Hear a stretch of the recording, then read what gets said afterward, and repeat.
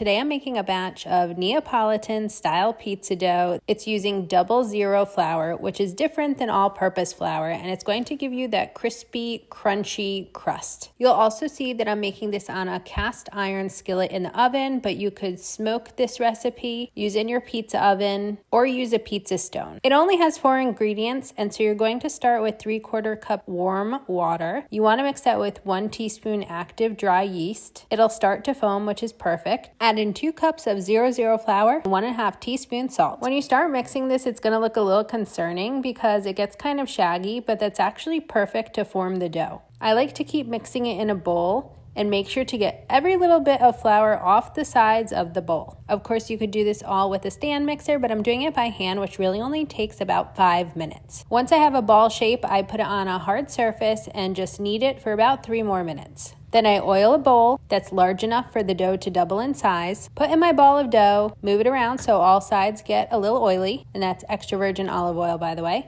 And then I cover it up and I stick this dough in the sun for about an hour to rise. This recipe makes 2 10-inch to 12-inch pizzas. And while the dough's rising, I like to prep the ingredients. Pepperoni pizza is definitely popular in my house, but today I was making a peach and bacon pizza too. I have all these recipes for pizza and different doughs and all different sauce ideas at sipbitego.com. The short of it is, all you need to do is preheat your cast iron skillet or your pizza stone in the oven at 500 degrees Fahrenheit to get this gorgeous crust with this Neapolitan-style pizza dough. Add a little olive oil to the pan before you add the dough, add your toppings, and bake it for about 10 minutes. I love the thin crust. It's nice and crispy, but still light. If you're not yet on my Foodie Fridays email list, definitely join so you get my latest easy recipes right to your inbox. Delicious.